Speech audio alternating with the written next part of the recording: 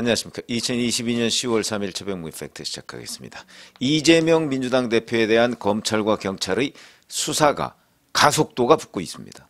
그러니까 이제 뭐 일부 주변 사람들에 대한 뭐 기소 이런 것들이 이루어지고 있죠. 그러다 보니까 이제 국회를 통해서 그 관련자들의 공소장 이런 것들이 이제 공개가 일부 되고 있습니다. 자, 오늘 제가 말씀드리려고 하는 내용은 이재명 대표가 그동안 얘기했던 자, 유동규 씨나 아니면 정진상 씨에 대한 뭐 그 사람이 최측근이냐 아니냐 뭐 이런 것들이 이제 공소장에 이렇게 편린들을 우리가 좀 살펴볼 수가 있는데 그 부분을 말씀드리려고 합니다. 이 부분도 결국은 이재명 대표가 국회나 아니면 국민들한테 해명 과정에서 거짓말을 한 것 아니냐 하는 것들이 속속 드러나는 장면이다.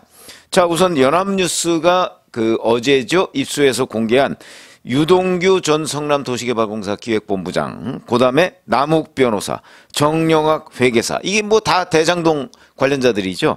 이 사람들의 부패방지법 위반 사건에 대한 공소장을 살펴보면 여기에 보면 유동규 본부장이 남욱 변호사한테 이렇게 얘기하는 걸로 되어 있습니다. 대장동 사업은 너희들이 원하는 대로 해주겠다.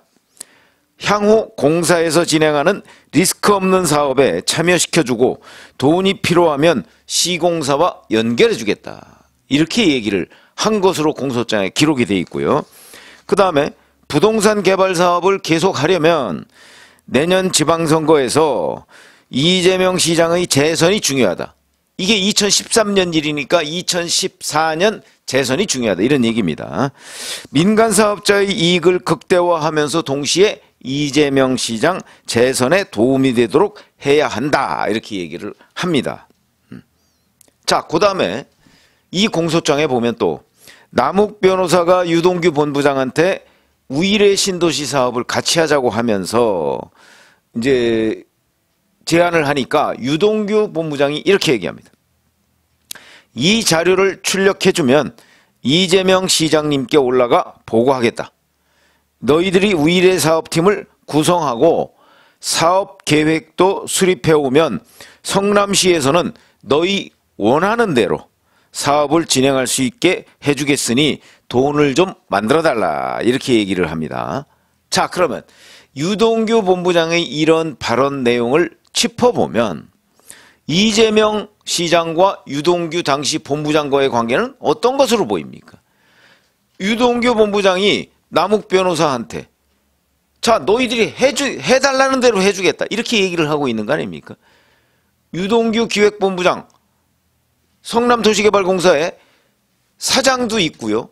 그 다음에 성남도시개발공사의 정관을 보면 그 성남도시개발공사의 모든 중요한 결정은 성남시장이 하도록 되어 있습니다.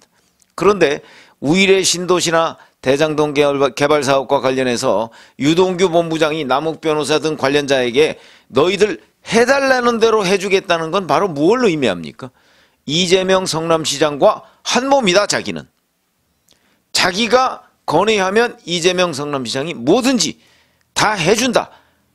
그런 거 아니겠습니까? 그러니까 성남도시개발공사가 진행하고 있는 대장동 사업이나 아니면 우일의 신도시 사업의 실질적인 결정권이 자기한테 있다. 이런 걸 의미하는 대목이죠. 이게 공소장에 보면 나와 있습니다. 뭐 검찰이 공소장을 작성할 때는 그냥 그 뭐 여기저기 그 어떤 떠도는 얘기들 거기다가 넣는 것이 아니고요. 관련자들의 조사를 해서 그 사람들로부터 추출한 내용들을 거기다가 싣는 겁니다. 그러면 적어도 우일의 신도시 사업이나 대장동 사업과 관련해서 당시 유동규 전 본부장이 얼마나 힘을 썼는가, 그리고 실질적으로 유동규 전 본부장이 이재명 시장의 대리인 역할을 했는가 하는 것들을 바로 이 발언에서 그대로 우리가 유추해 볼 수 있는 대목이다. 왜냐하면 너희들이 해달라는 대로 해주겠다고 얘기할 수 있는 사람은 적어도 대장동과 우일의 신도시에 있어서 그 모든 권한은 성남시장이 가지고 있거든요. 그러니까 성남시장의 대리인 또는 그런 위임을 받지 않으면 도저히 할 수 없는 얘기입니다. 그렇죠? 이 바로 공소장 부패방지법 위반 사건에 대한 유동규, 남욱, 정영학 이 세 사람이 공소장에 기록된 대로 여기에서 보면 유동규 성남도시개발공사 기획본부장의 의세가 단순히 그냥 허풍이 아니고 다 해주겠다고 그러고 실질적으로 상당 부분을 해줬던 거 아니겠습니까? 이렇게 된다고 하면 유동규라는 사람의 성남시 전체에서의 뭐 넘버 3다 뭐 이런 얘기들이 당시 언론 매체에 많이 나왔는데 그런 것들을 뒷받침하는 공소장이다. 이렇게 우리가 충분히 말씀을 드릴 수가 있고요. 자, 그 다음에 이제 정진상 당시 정책보좌관 이 사람은 이제 정책실장 이런 이름으로 이제 그동안에 불렸었죠. 근데 이 사람에 대해서는 그러면 어떤가? 이 사람에 대해서도 이런저런 얘기들이 계속해서 나오고 있습니다. 여기도 바로 공소장도 나올 수 있고 이제 앞으로 나오겠죠. 그 다음에 공소장 외에 2015년에 성남FC의 대표를 지냈던 곽선우 변호사라는 사람이 있습니다. 이 사람의 증언으로 정진상 실장과 이재명 시장이 과연 어떤 관계인가 하는 부분이 드러나고 있습니다. 곽선우 변호사는 이렇게 얘기합니다. 자, 지금 밖에 뭐 시위가 있어서 조금 잡음이 들어가는데 양해해 주시기 바랍니다. 자, 당시 이재명 시장이 정 실장에게 전권을 맡겼으니 의논하라 이렇게 해서 자기는 사실상 정 실장이 성남FC의 구단주인 줄 알았다 이렇게 얘기를 합니다. 실제 외형상 법률상 성남FC의 구단주는 이재명 성남시장입니다. 그런데 그 성남FC의 대표를 지냈던 사람이 실질적인 구단주는 정진상이었다. 그러니까 정진상 실장이 얼마나 성남FC를 좌지우지했으면 이렇게 얘기를 할까. 심지어는 자, 관내 6개 기업으로부터 160억 원 상당의 후원금을 유치하는 과정에서 그 유치했다는 공로를 내세워서 인센티브를 성남FC 관계자들한테 주었는데 곽선우 변호사는 그 부분도 나는 기억이 안 난다까지 얘기를 하고 있습니다. 왜? 자기가 실질적인 힘을 행사하지 못했으니까. 이런 대목이 되는 거고요. 자, 그 다음에 곽선우 변호사는 이렇게 얘기합니다. 당시 직원들이 나를 건너뛰고 정 실장, 정진상 실장에게 직접 연락하고 또 정 실장도 직원들에게 직접 지시했다. 이렇게 얘기를 합니다. 이거는 곽선우 당시 성남FC 대표가 얘기했듯이 바로 정진상 실장이 실질적으로 성남FC를 지배했다. 마치 구단주인 양. 이거는 이재명 구단주의 아주 구체적인 우임이 없이는 불가능한 일이죠. 그런 거 보면 성남FC와 관련해서 이재명 당시 성남시장이 정진상 실장한테 얼마나 큰 권한을 주었는가 하는 거를 바로 이 곽선우 변호사의 진술. 근데 곽선우 변호사의 진술이 이 사람 진술만 있는 게 아닙니다. 성남FC의 다른 관계자들 조사를 통해서도 그 관계자들도 검찰에 나와서 정진상 실장이 사실상 모든 결정을 했다. 이렇게 진술하고 있거든요. 그렇게 보면 적어도 성남FC에 관한 한 정진상 실장이 실질적인 오너 역할을 했다. 이렇게 보는데 별 문제가 없다고 보죠. 자, 그렇다면 당시 언론 매체들을 보면 좌진상 우동규라는 표현이 많이 나옵니다. 그러니까 좌의정이 좀 높죠. 옛날에 영의정 다음에 좌의정 그 다음에 우의정 뭐 이렇게 되듯이. 그래서 언론 매체가 좌진상이라고 했으니까 정진상 당시 실장이 성남시에서 2인자 그 다음에 3인자는 유동규. 이게 이제 언론 매체, 당시 왜 성남시에도 언론 매체들이 굉장히 많이 있지 않습니까? 거기에 일반적으로 통용되고 있는 얘기입니다. 자, 그런데 이재명 경기도지사 시절에 이제 국정감사나 뭐 또는 아니면 후보 시절에 이런저런 이제 좌진상 우동규에 대해서 질문을 하면 이렇게 답변을 했습니다. 자, 나의 최측근이라면 동규 이렇게 표현되는 사람은 아닙니다. 이렇게 얘기하니까 이제 상당수의 기자들이나 국회의원들이 그럼 정진상 실장은 맞습니까? 그러니까 그 정도는 돼야죠 라고 얘기를 했습니다. 그런데 이런가 한번 생각해 보시죠. 정진상 실장은 현재 이재명 대표실의 정무조정실장을 역임하고 있습니다. 그런데 유동규 씨는 성남시에 있을 때는 기획본부장을 하고 있었고요. 그 다음에 경기도지사로 당선이 되자마자 유동규 씨를 경기관광공사 사장에 앉힙니다. 그런데 경기관광공사 사장을 해가면서 유동규 씨는 영화 사업에 손을 대려고 하는 과정에서 이재명 지금 대표와 거리가 멀어집니다. 그러다 보니까 이제 유동규 씨는 뭐 3인자가 아니다, 자기의 최측근이 아니다 이렇게 부인을 하는지 모르겠으나 적어도 지금 우일의 신도시나 아니면 대장동 사업이 활발하게 진행되던 때, 이때는 이재명 성남시장 때 아닙니까?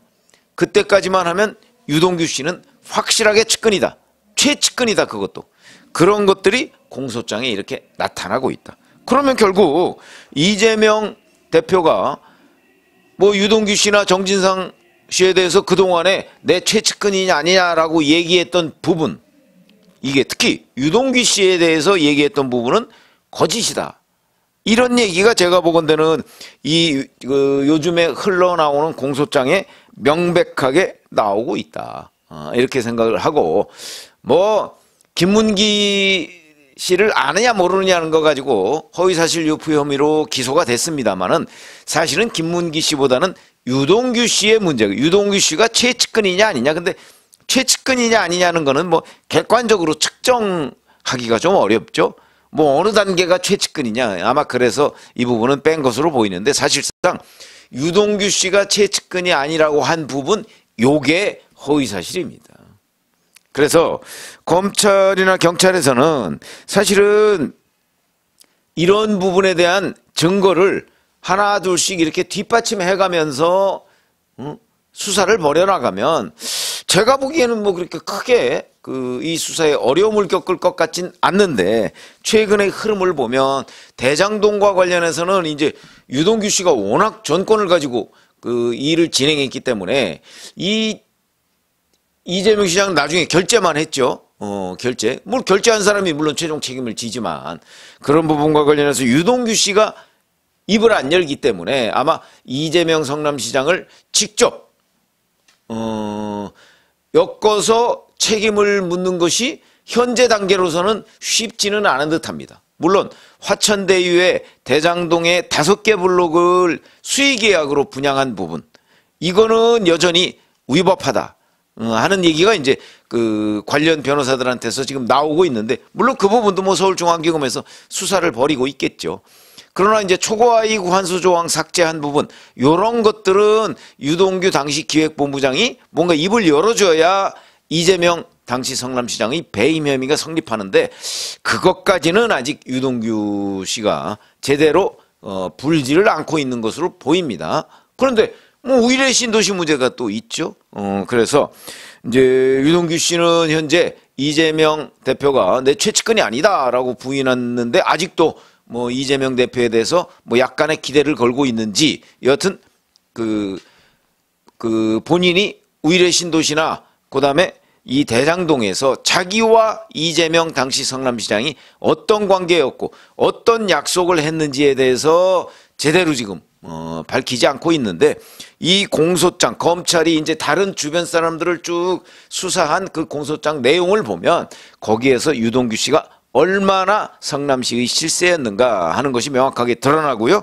자, 그 다음에 이제 곽선우 전 성남FC 대표나 뭐 이런 사람들 조사에서는 또 정진상 실장이 또 얼마나 실세였는가 하는 것들이 드러나고 있습니다. 자, 이 부분과 관련해서 이제 그 이재명 대표에 대한 검찰의 수사가 뭐 거의 중간 단계는 넘어간 것으로 보이고요.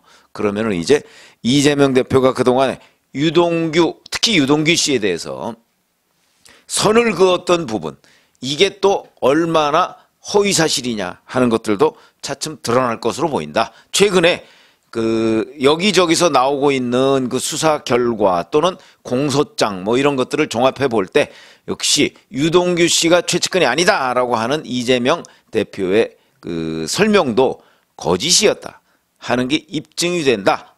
이런 말씀을 드렸습니다. 고맙습니다.